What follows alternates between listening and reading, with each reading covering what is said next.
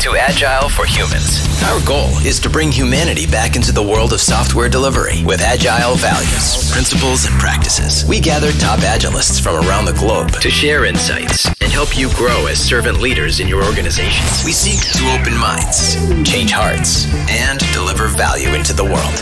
Now here is our host, professional Scrum trainer and Agile practitioner, Ryan Ripley.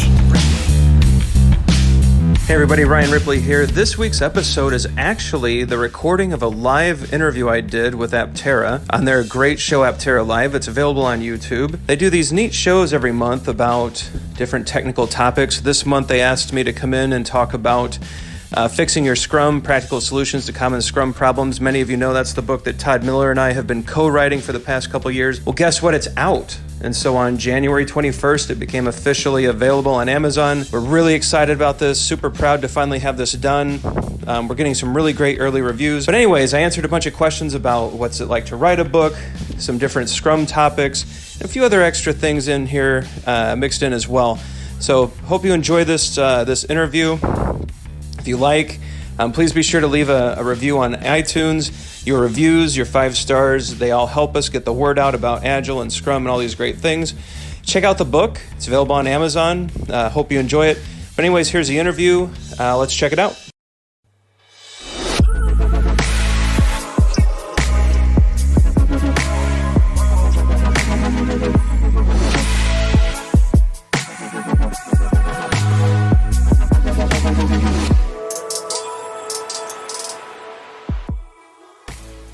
All right, we're live. Awesome. With a studio audience for the first time ever. Welcome, studio audience. Yeah. Sorry, is the applause sign working? Is that why it's so... There we go. Very nice. Sweet. I am super excited about today's Aptera Live, not only because we have a studio audience, but because we have Ryan Ripley, co-author of Fixing Your Scrum, here to talk a bit about the book and answer questions from said live studio audience, both here at Aptera, but also anybody tuned in via YouTube Live. You can also hit us with questions. I'll get those on the tablet here. We'll make sure they get worked into the conversation and get you your answers. Ryan, thanks so much for coming. You know what? Thanks for having me. It's awesome to be down here at Aptera, visiting in Fort Wayne, Indiana. I love coming back down Highway 30 to check this out. And when you guys offer this, it's just such an honor. So thanks for having me. Yeah, absolutely. For anybody tuning in that doesn't know, a couple housekeeping things. One, if you're watching now, you can comment. Please do subscribe so that you'll know next time we go live. We do Aptera Live every other week. So today's kind of a special timing thing. Normally it's like mid-afternoon, and today we're doing evening so that some people could attend. Subscribe, and then you'll get a notification next time we go live. You can also watch these videos after the fact. If you follow on social platforms, you'll probably see us posting clips there, but you can watch the whole episode. We'll make sure that you can see that from us or see that from Ryan and crew after the fact as well. Can't say it enough. Subscribe, and we're going to be talking a lot about Fixing Your Scrum.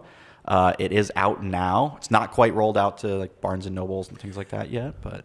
Yeah, so book was officially released yesterday, so it's out on Amazon. You can buy the paperback there. You can check it out.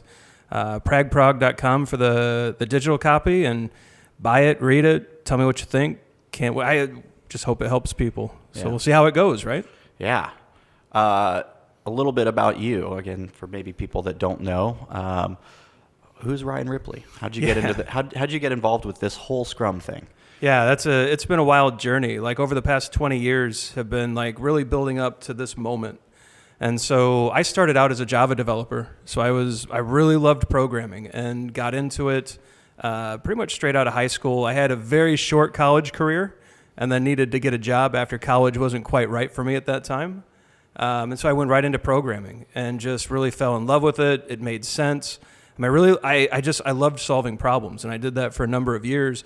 And as you progress as a developer, your family life changes, the season of life changes, and I just couldn't keep up, right? With the Java world, if any Java devs are out there, you know that there's 1,000 APIs to solve every problem, and it just got to be so big. And I just thought, wife and kids were coming along. It's like, I really need to do something different because I'm not thriving in this space anymore. And I really but I still wanted to solve problems, right? And so I went into project management, and I was a PMI certified, PMBOK loving waterfall project manager, right? And I thought it was a great way to go. And so if you're there, I've been there. Trust me, it's not a bad way to be, and there's no judgment at all. But at some point, and it was 2013, something clicked.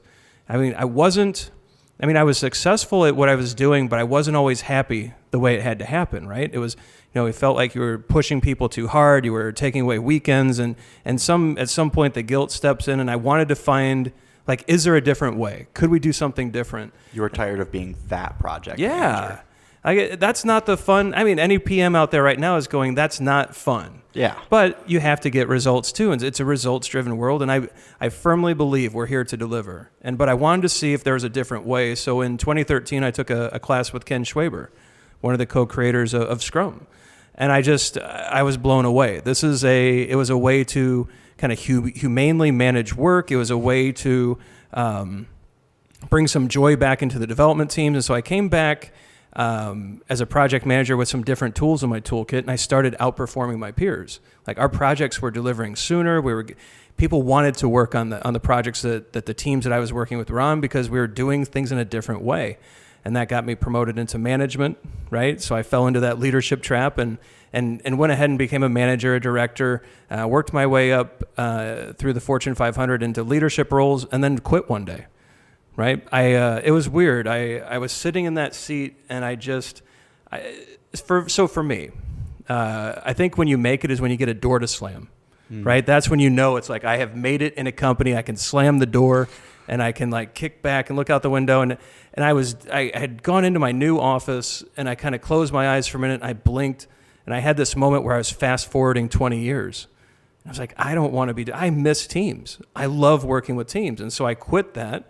And it was not necessarily planned. And so it was a very interesting conversation with my wife that night. It was a rather abrupt thing, but I was able to find a Scrum Master role and just really focused on that for a number of years and really honed that skill and worked on my craft. And then Scrum.org has always been very supportive of me. It's a great organization. And eventually, for a number of years, I resisted the call to be a trainer. I was like, I really just want to work and be a Scrum Master. And then a few years ago, I finally said, yeah, let's do this. And I've been training ever since, and have just, it's taken me all over the world, all over the country, and have loved every day of it. That's awesome. I love that phrase, humanely managed projects. I like that a lot. Because I think anybody that's worked in or around software development knows that when pressure goes up, sometimes the humanely part gets lost, and and it can be really messy and painful. Awesome. So you've been a trainer for a number of years now, and at some point in that, you decided, I'll write a book about some of these scrummy things. How did that happen? How'd that enter the picture? So I co-wrote this book with Todd Miller. He's another professional Scrum trainer with Scrum.org. We go into a lot of companies, and at one point we just sat back and thought, we are seeing the same things over and over and over again, and we're solving them. We're trying different ways, different methods, but we are seeing the same things in companies trying to adopt Scrum, just repeating. And we thought, you know what? Why don't we capture all those things that we see? Let's capture all the anti-patterns, all the issues, all the struggles that these companies are having. And let's actually, instead of just cataloging them, let's pretend we're going into a company with this problem, and let's just describe how we would try to solve it. How would we diagnose it? What questions would we ask? Which liberating structure would we use to help discover what's going on? How would we facilitate to some kind of good outcome and just give it all away? How would we as consultants approach it? And at first, people thought we were crazy. They're like, you're not going to get a consulting gig again. You're giving away too much. One of our praise quotes in the book, a fellow Agile coach he's furious with us. He's like, you guys, you're sharing stuff that will cost a lot of us business. And I don't think that's true. I think he was being nice, but we really tried to make this an immensely practical book, so that for one part, we can get asked more difficult questions, right? We don't want to go in and solve the same problems over and over and over. We think teams can solve these on their own with a little guidance. And so we put this book together to do that, to help Scrum Masters, to help Scrum teams, take an honest look at where they're at, And if they want to improve, we've given them, 250 pages of ideas on how to get better. And if they do that, hopefully that means the whole community advances, and we get to go into companies and try to solve even more richer, more difficult problems. That's awesome. In terms of writing the book, I'm super curious about this. What's that experience like? Different? I'm sure it was different once you got into it than what you expected going into it. But how do you break that down? First of all, you say we've got all these anti-patterns, and basically you've got more content than you probably would have an easy time fitting into 250 pages. But where do you start? And I guess maybe tell us a little bit about your co-author. I know I'm throwing questions at you. No, you're good. I actually almost failed. And so writing a book was almost dead on arrival, right? So I reached out to Prog, and they're a wonderful publisher. Andy Hunt and Dave Thomas are two icons in the Agile industry. They're signers of the manifesto. And they've built this wonderful publishing company where authors like me and Todd and others, we can show up with ideas, and they're very supportive, right? And so getting to publication is difficult, but once we got there, just a super amazing experience with Prog. Now, for myself, I took on this book originally on my own, and so about a year, maybe 6 months into it, I just flamed out. Mm-hmm. It's incredibly difficult to sustain that writing habit and still work full time and family, wife, and 3 kids and all that stuff. And I just got overwhelmed. Yeah. It wasn't going great. And I reached out to Todd, who's one of my best friends on this planet, and just said, Todd, I'm struggling. I need help. Do you want to jump in and really let's really just focus. Let's get a really clear message for this book and let's roll. And he was immediately like, yeah, I'm in. Let's go. And we got reset, we got realigned on what we're trying to do. The focus was enhanced. It's almost like we started using the Scrum values to actually write the book. And it just got better from there. And so it was part of it, the writing process, it's incredibly lonely on your own. It's incredibly fun with a partner. And we were able to just turn that corner, right? We're both two very different people. He comes from a product background. He's definitely a good Scrum Master, but the product owner role is his jam. Mm-hmm. And he's got some good executive experience. The Scrum Master role is definitely where my heart's at, with some leadership experience as well. And so we were able to really cover each other's blind spots a bit. He would write a chapter and I'd come back and say, hey, I got a good story here. And then we would just start geeking out on this stuff and capture it. And I think that collaborative aspect really saved this book, because writing is difficult. You would think the muse just shows up and you just start writing, but there are days where you're ready to break your laptop in half and just I cannot get this idea out cleanly.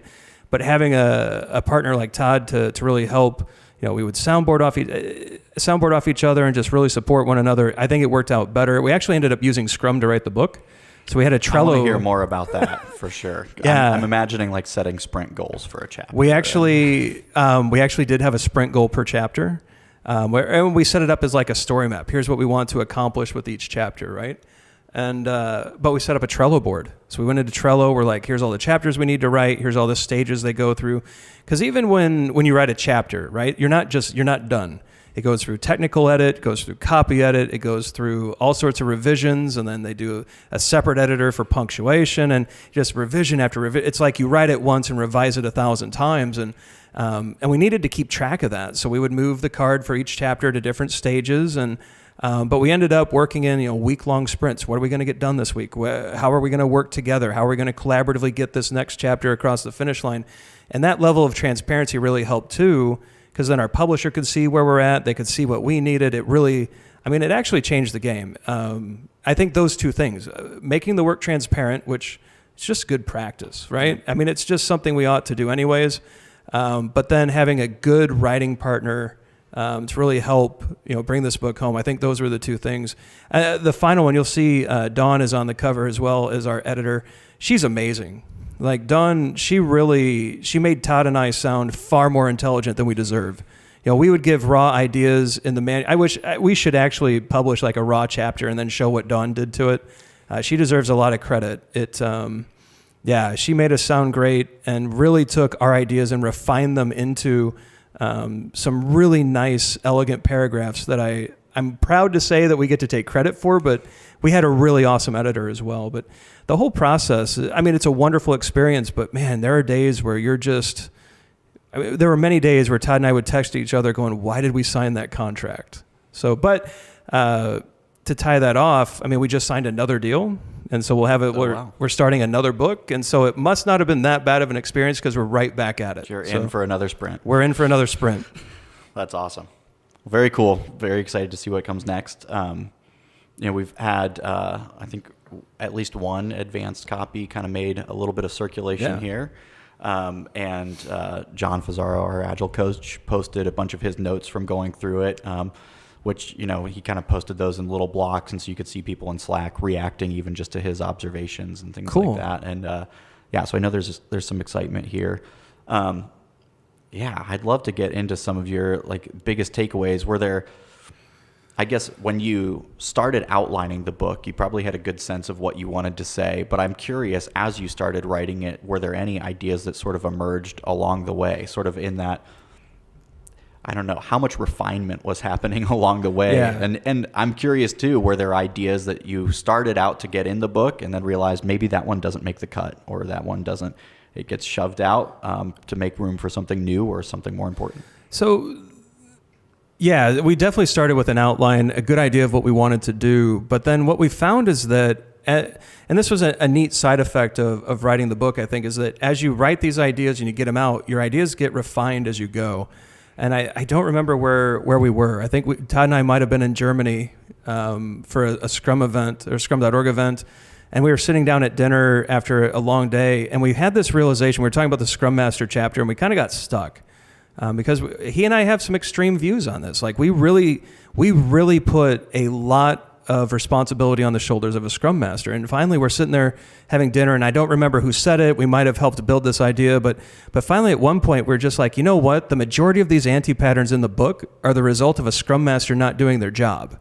And we just kind of sat back and went, whoa, wait a minute. We just put a majority of these issues right at the feet of a Scrum Master, but we believe that.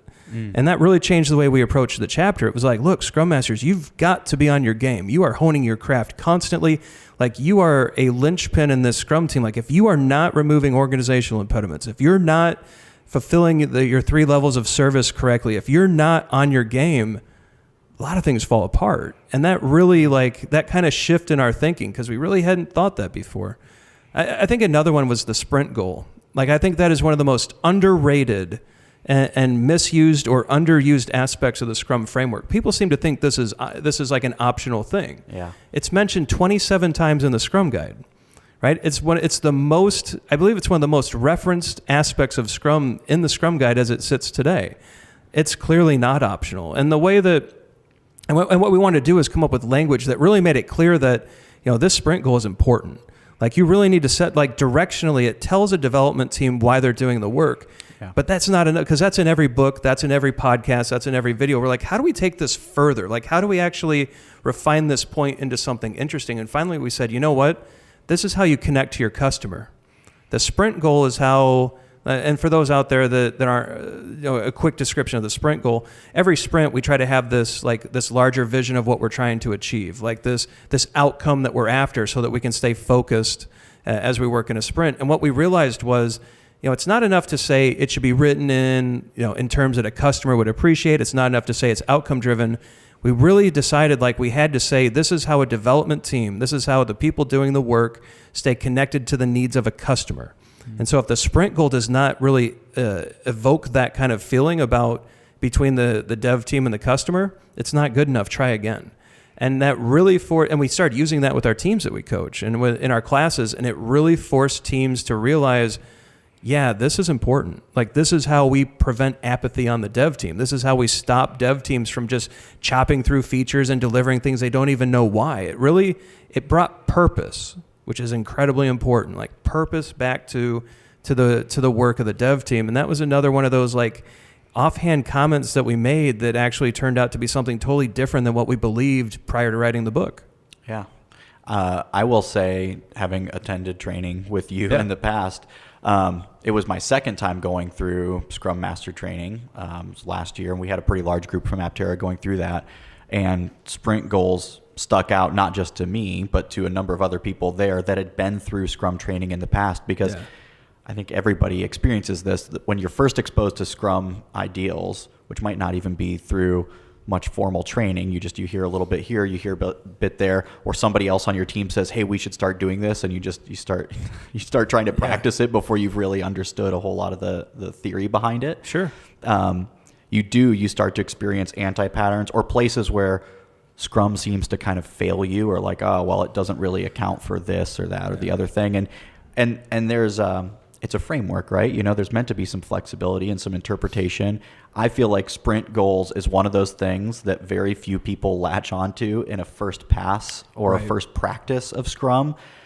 But then when you go back a second time and you're like, man, I hope I hear some things that would help me knock out some of the problems I'm encountering again and again. On a second pass, it's one of those things that sticks out like, oh my gosh, yes, why are we not putting an emphasis on that? And wouldn't that really help re-anchor all the work that everyone's doing?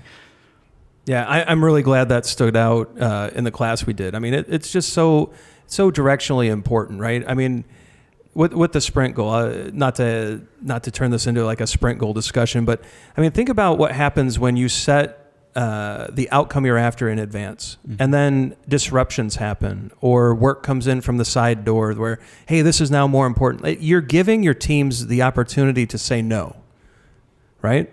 No, we have this sprint goal. We can't. This is what we're focused on. This is what we have committed to. This is we're respecting our stakeholders by staying, directionally aligned to the sprint goal. We got to say not yet to this work you just asked us to do. You're creating this ability to actually complete something. We're so good at starting things. We're so good at ramping up projects. We're so good at saying go, but how good are we at finishing? Right? I think that's a real problem. And having these sprint goals, we're empowering dev teams and Scrum teams to basically say, no, not yet. We're not going to do this new thing yet. We're not going to do this other thing yet. We're going to finish our work.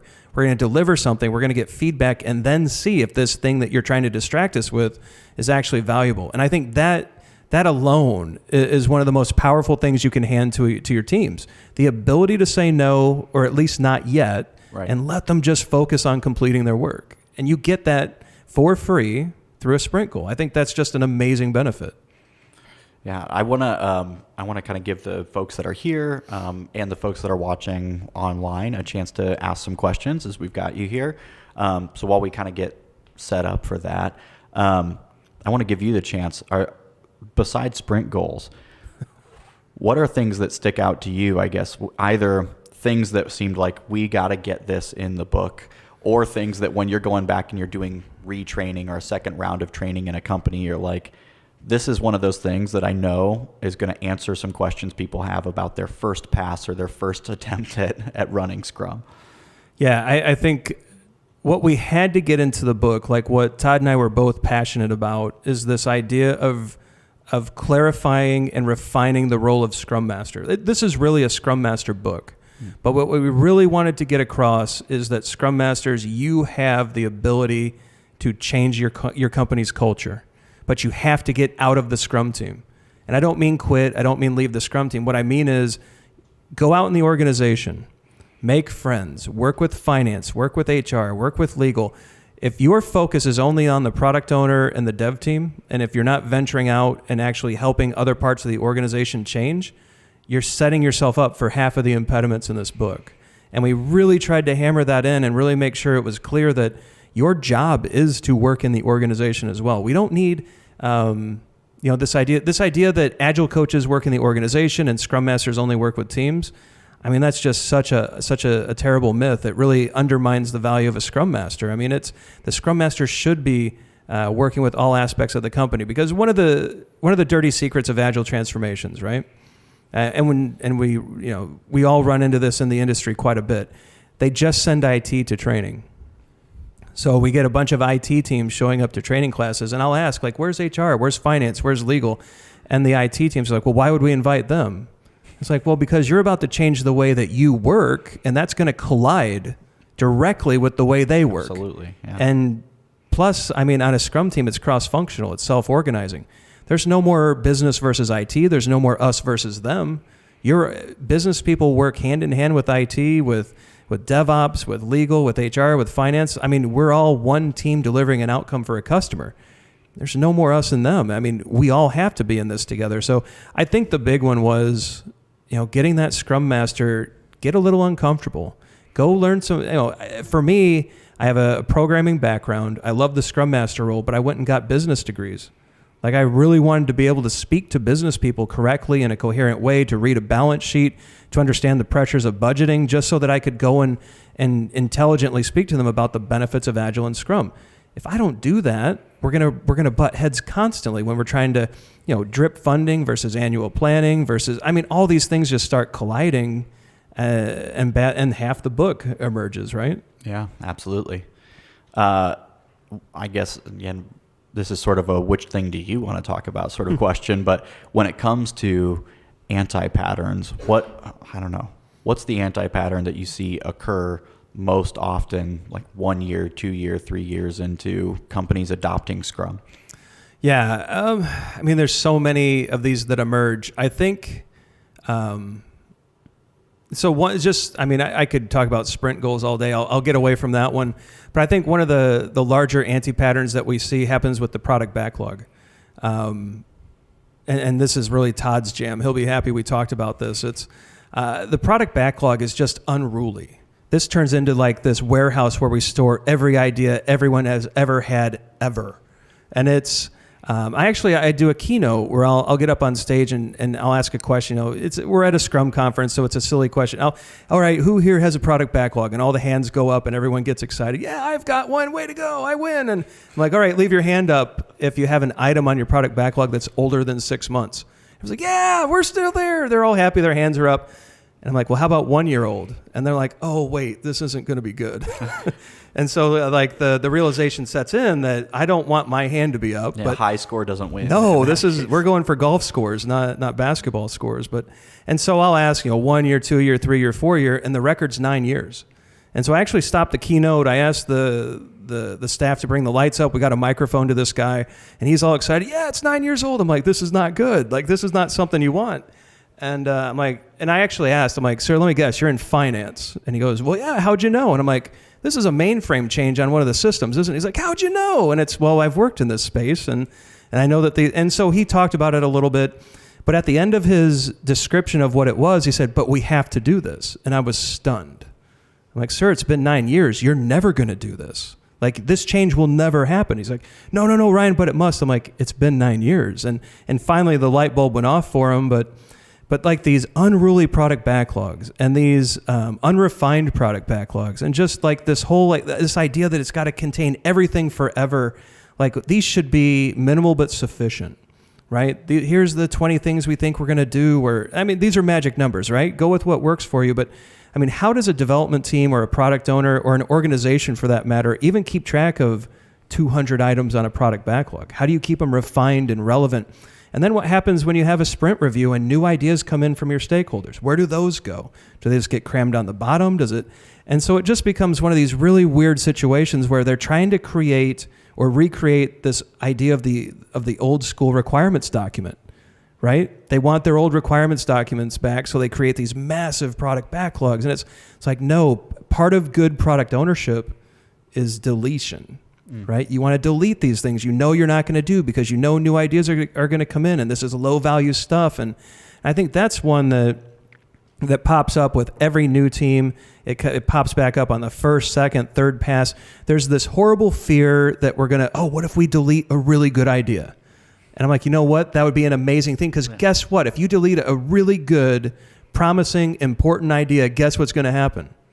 It'll come back. Yeah, absolutely. And it'll come back again. Like, you're not losing anything. You're going to rediscover it, and this time you might value it higher, and it might get done.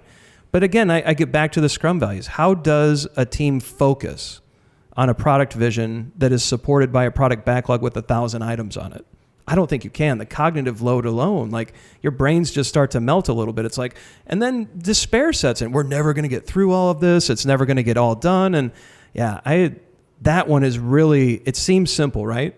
Too big of a product backlog. Well, that's not a big deal, but the ramifications as that plays out is just, it just gets so weird. Yeah. We do have a question coming in here. Well, it's a two-parter. So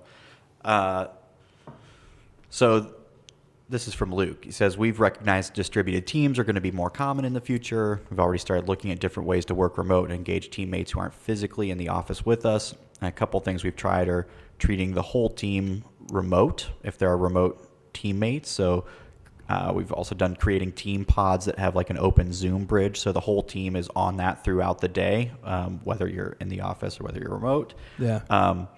And creating sort of informal, non-work related, like virtual water coolers to talk about things that are not work related as well, to kind of build camaraderie.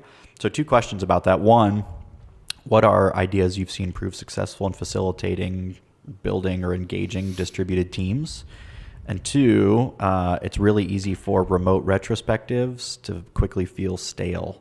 Yeah. So we've tried a lot of tools to help engage and like spice up remote retros, but it's still a struggle. So what have you seen prove successful? So question 1, what have you seen as a successful way to engage teams and build teams, facilitate teams? And then 2, specifically with retros, what works? Yeah, so I think to the first question, I'm really impressed with some of the latest versions of Zoom. I think some of the Zoom breakout rooms has made it very possible to facilitate some interesting meeting types, some interesting liberating structures. I've been experimenting with that quite a bit for the past 6 months, and I've had a lot of success with that. So I think Zoom is on the right track. We're trying to get people to speak face-to-face. When we're distributed, that's video to video or camera to camera, however you want to look at it. And I think Zoom has really jumped ahead as my preferred tool to do that.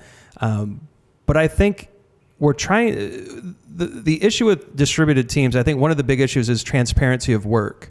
And so really trying to, whether you're using physical team boards in different locations and you're trading pictures of them every day, or you're using something like Trello, Jira, Azure DevOps, whatever it is, I think a commitment to keeping the tools up to date.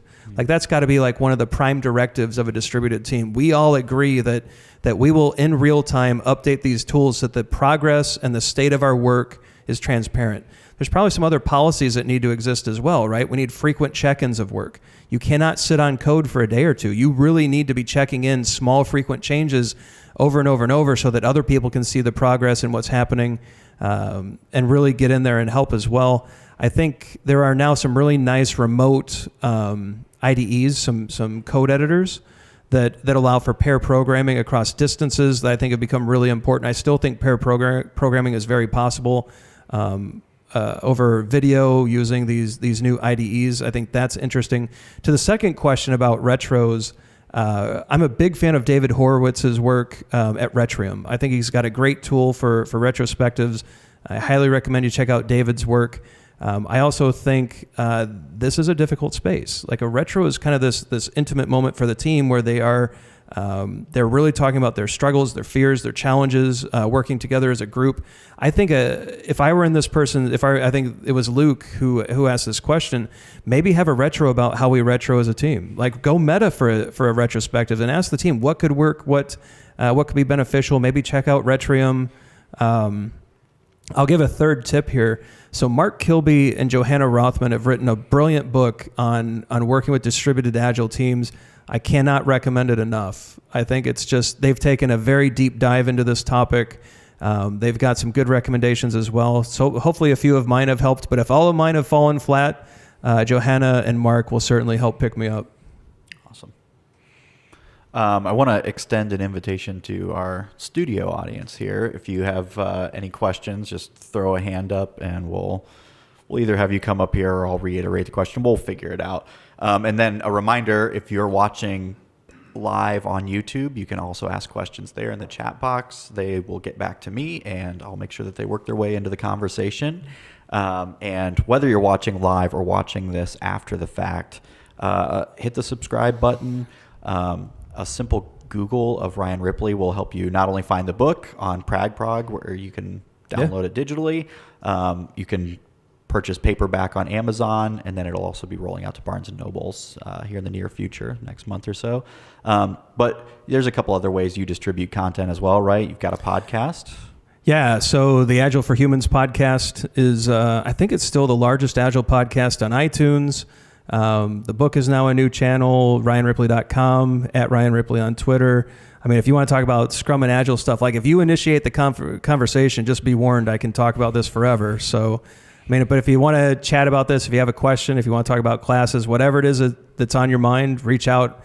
I will answer. You know, that's either a promise or a warning. I'm not sure which. But yeah, please do reach out. Awesome. Live studio audience, questions, comments, concerns? John, how do I know? Yeah, I'll reiterate that. Yeah. So the question here is related back to the product backlog. What's the issue with having too much detail? I know that was a really nutshell version of that, but yeah, no, it's an important question, and I think the super simple answer is you don't get anything done. Right? So if you're concerned about having the most perfect, prettiest, most awesome product backlog that has the most complete detail and it's the best ever, well, you're going to spend a whole sprint or 10 sprints getting it there. And in the meantime, your customers don't have anything in their hands. And so at some point, we have to stop and do the work. A good friend of mine, Woody Zuhl, he has a brilliant saying. I wish I had come up with this. I didn't. This is all Woody Zuhl. He says, it is through doing the work that we learn about the work we need to do. And basically, in my Hoosier Midwest kind of like translation, it's get started, get her done, right? I mean, it's through getting things done, delivering, that you get the feedback that you know that you're doing the right things, right? And we can plan forever, but the second that plan comes face to face with a customer, we're going to learn some things we didn't expect. So I would rather learn sooner than later. Right? And so the dangers of trying to figure out everything up front, the dangers of trying to be perfect is that, I mean, first of all, you won't get anything done. If you do get something done, you're probably late because there are people willing to experiment. I'm a big fan of just sharing kind of these dirty secrets of Agile where it's like, you know, people are like, yeah, we're going to go Agile and we're going to adopt Scrum and we're going to do big upfront planning. And I'm like, wait a minute. You have signed up for experimentation. You've signed up for a framework that will help you learn whether or not a hypothesis is true or false. Sometimes it's false. You're going to learn that the product you thought was awesome, no one wants. Move on to the next thing. You're going to learn that the feature that was just the most amazing thing and you planned it out perfectly, no one wanted. You know, you want an example like Clippy. Remember Clippy from Microsoft Office? Like, you know, they thought it was the most clever thing in the world. If you don't remember Clippy, it was this thing that would pop. Hey, there! It looks like you're trying to build a resume, and it was cool. It was actually advanced software for the '90s, right? But no one wanted it.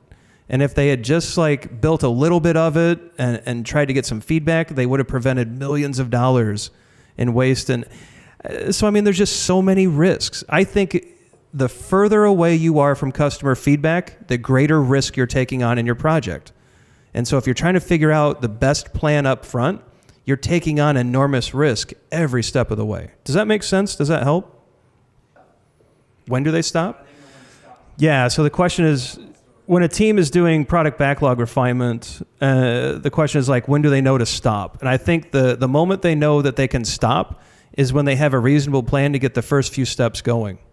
Like, let's get to something deliverable. Let's get this in front of... When you feel like that, yes, these first 3 or 4 steps, if we put this in front of a person, we could get valuable feedback, you're ready to move to the next thing, to refine.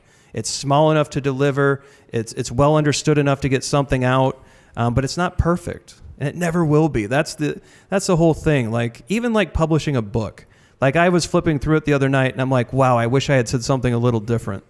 Or, wow, I wish I had added this sentence would be, and it's, you know what, it's never perfect, it's never done. This is good enough. Like, if people read this and apply it, I think it will help people with our products and with our features. I do not like this whole idea of good to great.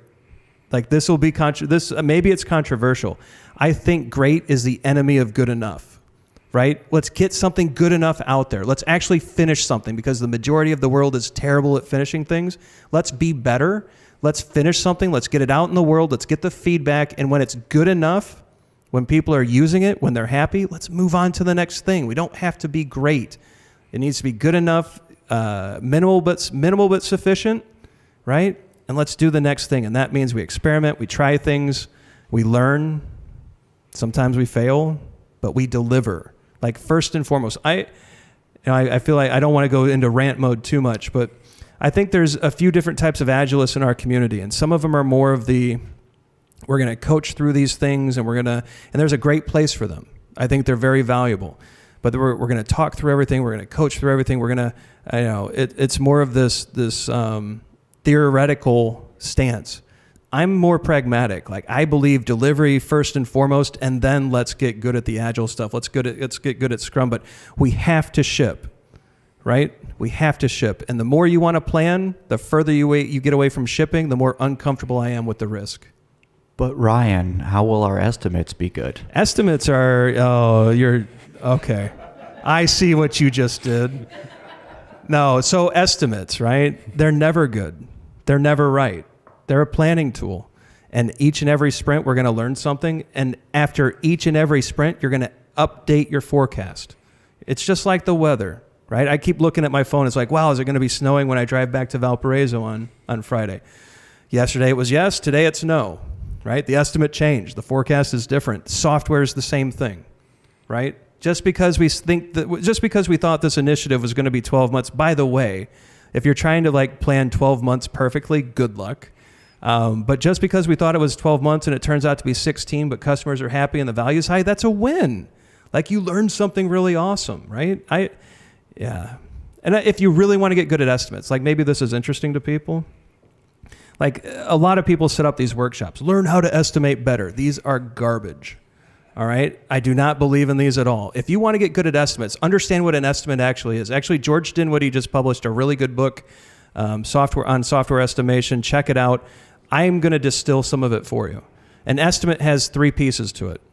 All right? So an estimate, first and foremost, is the work. So if I'm a developer, and for Pete's sake, do not hire me to be a developer. It would be disastrous for you. But let's pretend that I'm a developer, and you've asked me to estimate something. Well, the work itself, I think the studies have shown, the stats have borne out that we're pretty good at estimating that. Like, if you ask, all right, if I'm not interrupted, and if it's ideal day, and all that, yada, yada, yada, that never happens, but yada, yada, yada anyways, we're pretty good at estimating that. 2 weeks, that's pretty solid. But that's only one component of an estimate. The next component is the accidental complication. These are all the reasons that we're awful at our work. Build server's always busted. I'm assigned to 3 different teams. I have to work on 5 different projects. The product owner isn't available. The Scrum Master hasn't removed this impediment. We don't fully understand why we're doing this work. And the list goes on and on and on and on. All the things that delay, hurt, or impede delivery, right? And it turns out we are really awful at estimating how bad we are at our work. Like, this is really hard to estimate. And so that's where you run into all of these buffers, right? Well, take your original estimate and multiply it by 2, and that's safe. Or my favorite one of all time is take the original estimate, double it, and then change the unit. And so let me explain this. Well, it's really 2 weeks, so double it to 4 weeks, change the unit, that's 4 months. And then you're never wrong, right? And all these schemes, because we're terrible at estimating accidental complication. The third part is essential complication. That's life is complex. Life is going to happen, right? I was once working at an orthopedics manufacturer in the Midwest, and we were sitting inside working. We were inside one moment. We were outside the next. A tornado ripped through the building, and suddenly it's raining on us. And it's like, okay, this is going to cause delays, okay? Like, this is going to be an issue. Disaster recovery worked great, but all of our projects were late. You can't plan that. Don't worry about that. You adapt to that. So when people say we want to get better at estimates, if we're decent at estimating the work, and we can't control these act of God events that are going to happen, what can we get better at? Well, it's accidental complication. Remove everything that's impeding delivery. Remove everything that makes it hard to go from idea to production. Get rid of all of those blockers and the speed bumps and all those traps. And then magically your estimates get better, right? Yeah. So solve your organizational dysfunction, Scrum Masters, right? And the estimates get better. Is that fair? Okay, rant over. I should have issued a trigger warning when I brought up the word estimates. Yeah, you bring up estimates and I'm just, whoa, here we go. So Well, another reminder again, if you're watching online, you can ask us questions. We had another one come in here. How do we balance #no estimates with the need as a contracting house to fulfill the need of our clients to understand the cost of a project before signing a contract with us? Yeah, so #no estimates, it's an interesting conversation, but I think there are economic realities today that, like, when a customer asks, how long will this take and how much will it cost? These are very reasonable questions, right? And so I personally have moved more towards flow metrics. I really want to talk about cycle time, throughput, item aging, and WIP limits. I think through those flow metrics, we can become predictable, but that still doesn't solve this upfront challenge. And what I'm finding is the older I get, the more, I guess, I'm not so worried about, I just want to be honest about the work, right? And so if I'm working in this situation where you have to have the most perfect upfront estimate, I'm going to say, look, I believe this is 10 sprints. This is what 10 sprints cost. This is our run rate plus and we have to have profit and all. So whatever it is, this is our run rate. So it's this amount of money times 10, right? And at the end of those 10, you have an option. You can continue working with us because we've delivered. You're excited about this. Your customers are happy. We've delivered value, or you can stop. And if you stop, here's the entire code base. Here's the whole test suite. Here's a professional set of high quality applications or packages or whatever you've created, and you can take this anywhere you like and continue or stop or do whatever you think. Is that going to work everywhere? The answer is no, right? And I think we have to decide this is right up your alley, right? You have to decide Aptera is a leader in this marketplace.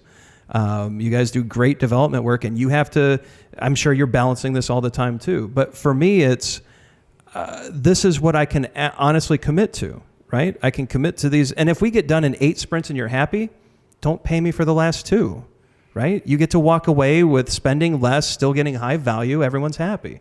I think this is where the world's moving. If you read Joy Inc. by Richard Sheridan, he describes how he has set up his consultancy firm up in Michigan like this. I mean, Menlo is one of the big players in this space. I know Aptera is one of the big players in this space. I think it's the transparency. And I don't feel like I'm giving this person the silver bullet answer they want, but I want to raise the transparency in these contracts, right? So when you actually commit to, it's 12 months and this is the price fixed, are you being 100% transparent about what that means? Are you actually telling your customer this is exactly what you're going to get and this is what could go wrong and this is what happens? We're going to change order you to death the second we get the opportunity to do so. And for me, let's raise the transparency. Let's sell sprints. Let's let people in and out of contracts easily. Let's be more of a partner, and that can work. Balancing all that, those are business decisions you have to make because you will lose the ability to bid on certain pieces of work like that. But I don't know how to make the old model work without risk. What was interesting, I taught a PSM class. I think I was in Dallas, Texas, and it was full of consultants from a company who had recently lost their jobs because their firm committed to a contract that was not achievable. And they got sued so badly, I think it was 500 people were just instantly out of work.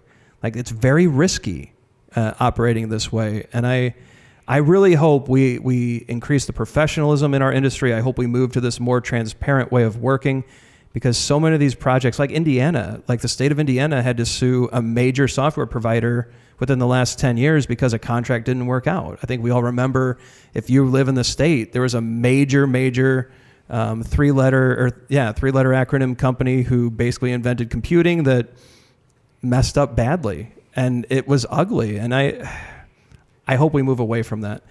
Do not go out to the no estimates hashtag. Please don't do that on Twitter. If you do that, I'm not responsible. Investigate flow metrics, investigate agile contracting. I think there are better ways, but there are risks that you won't be able to bid on some of the work. Yeah, and I think,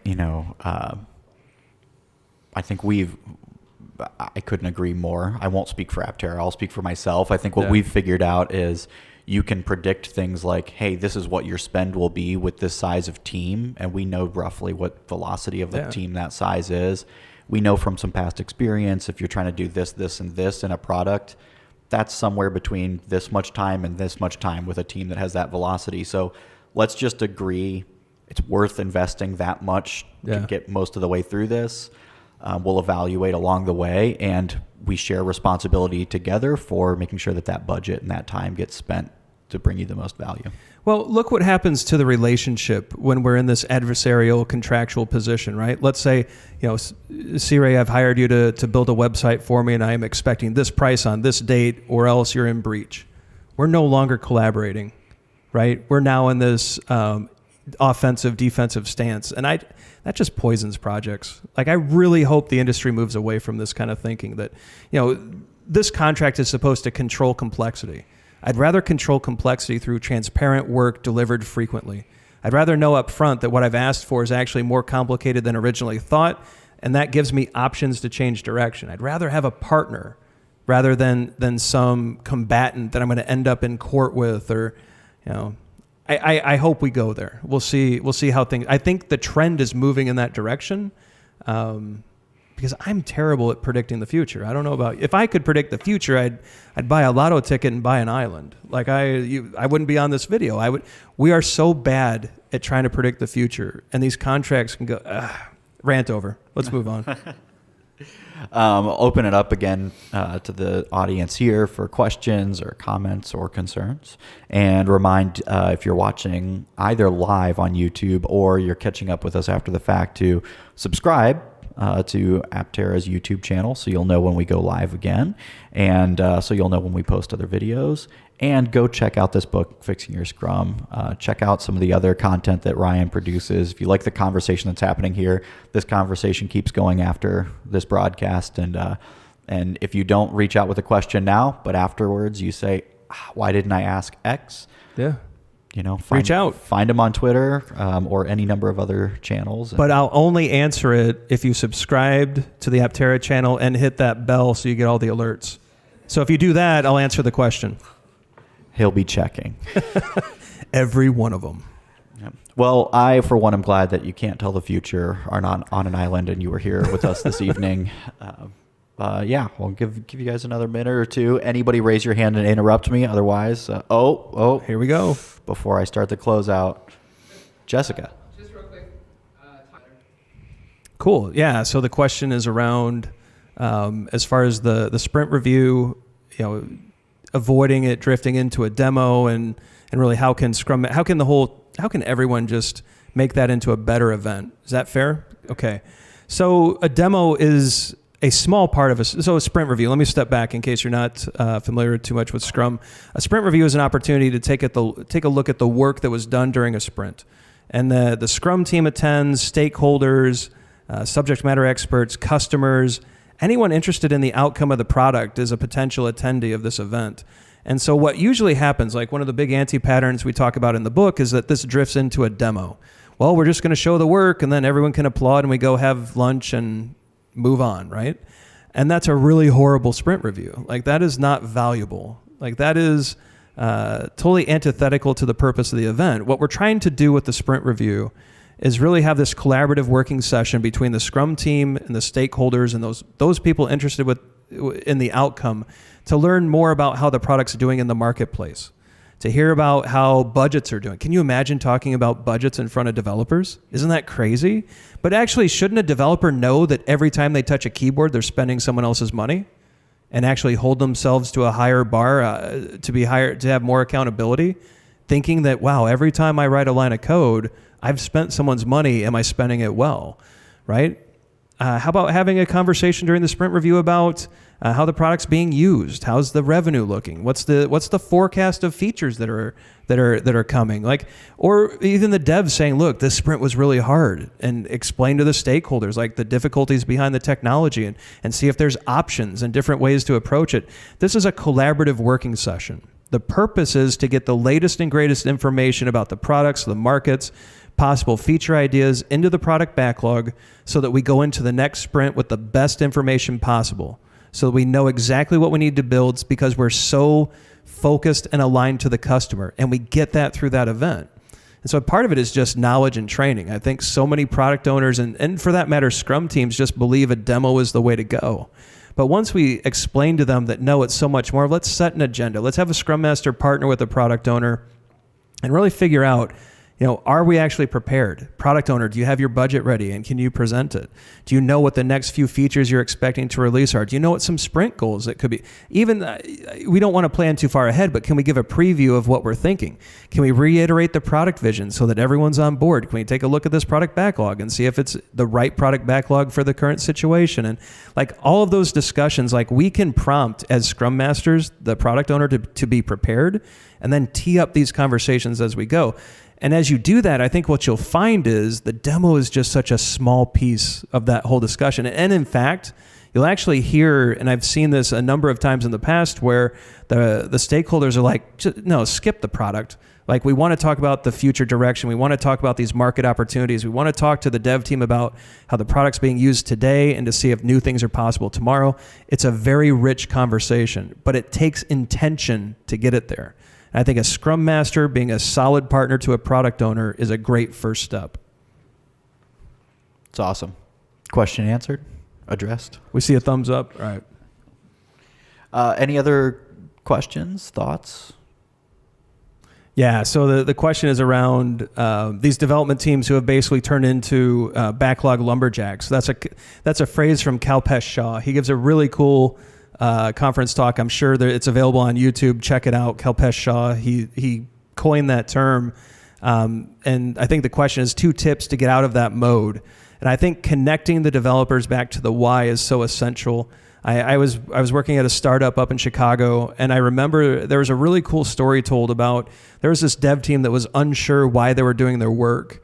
And so they took them out to where it was a train yard. So this was predictive analytics. They were trying to figure out they were trying to write software, and they did write software that could potentially predict when a train engine would fail on a track. And so they wanted to go out but they weren't sure why. Like, how is this helpful? How is this useful? And so a really smart product owner got these people onto a bus, took them out to a train yard, and let them just watch people use the application they built. Right? So here's how they're using this iPad app, and it's showing them where parts are in the inventory bays, and it's showing the tools they need and the procedure to repair and remove this part. And it just kind of, it let them talk to real people with real problems who are using their product to solve them. And that in and of itself was pretty amazing. But what was also amazing was they observed that a train was being revved up in the back of the train yard. And there was a question of why you do that. And there's some regulations around testing, engines for fit for purpose. And so one of the engineers, not train engineer, software engineer, they said, hey, wait a minute.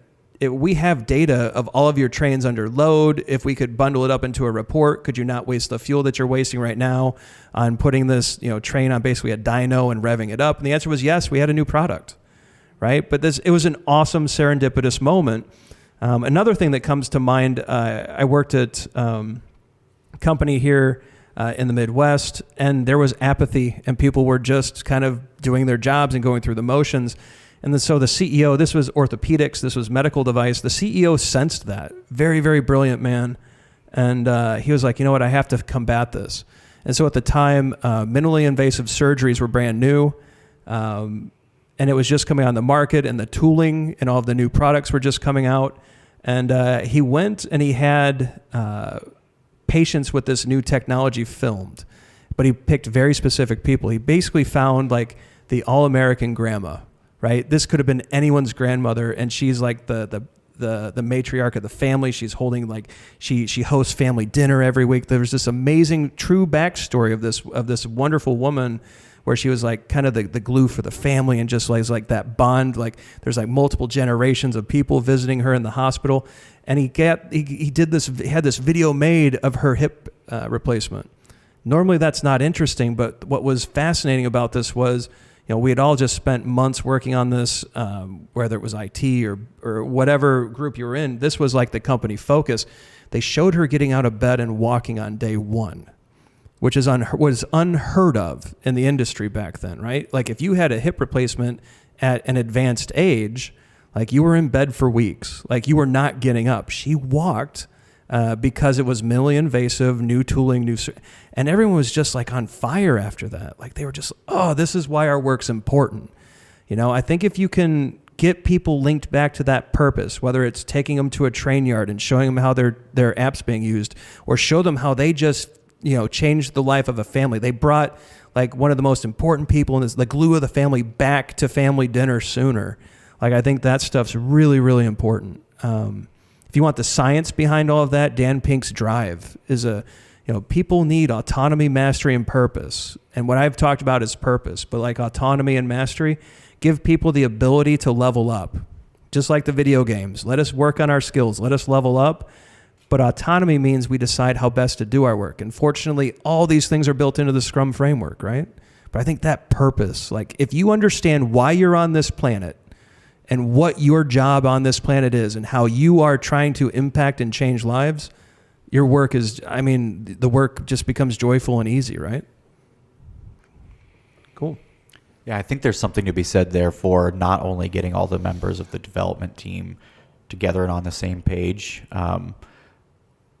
I don't know. They're gonna have disagreements about how to implement something or even what to work on at times. But if you can get everybody believing the same why, it breaks down, I think, a lot of the barriers that get in the way of, lock people up. And then going outside the dev team, getting your product owner and the rest of the business and IT or development, or getting everybody on the same page that way. There's no better way to do that than to say, we're all trying to achieve the same mission here. Like, we all want to see the world change in the same way, regardless of what happens in the code or what happens in the interface. Yeah, all of that stuff is so unimportant when you see the why, right? If you can I agree. I totally agree with you, C-Ray. If you can keep the why as the focus, things tend to fall into place. But I mean, to just tie back to our previous conversation, a Scrum Master who isn't sensing that the why has been lost is not helping their team. Like, that's why we have to step up our games as Scrum Masters. We have to become amazing at our craft, or else so many of these, people call it soft skills. I think that's nonsense. These are amazing skills. The ability to understand the moment when your team's purpose has been lost. So critically important. So many bad things happen as a result of that. And the ability to recognize that. It's a big reason why we wrote this book. It's, how do we as Scrum Masters support the people that we've been given the honor of serving? And if we can get that right, so many awesome product delivery things are possible. Awesome. Well, Ryan, thanks so much for being here. Yeah. Talking a little bit about the book. You can check out Fixing Your Scrum. You can order it from pragprog.com digitally. You can also order paperback from Amazon.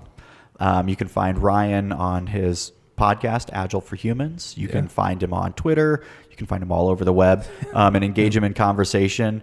If you are watching live, hit the subscribe button. If you're watching after the fact, hit the subscribe button. We'd love to keep talking to you. And thanks so much, everybody that was here live and in person. And thanks so much to everybody that was live on YouTube today. Yeah, thanks so much for having me. I've always loved the Aptera story. I hope you guys throw it into a book someday. I think it's just such a wonderful Midwest story, and the work that you guys do for companies, here and all over the country, it's just amazing. So it's an honor to be a part of this, and just thank you so much. Absolutely. All right, signing out.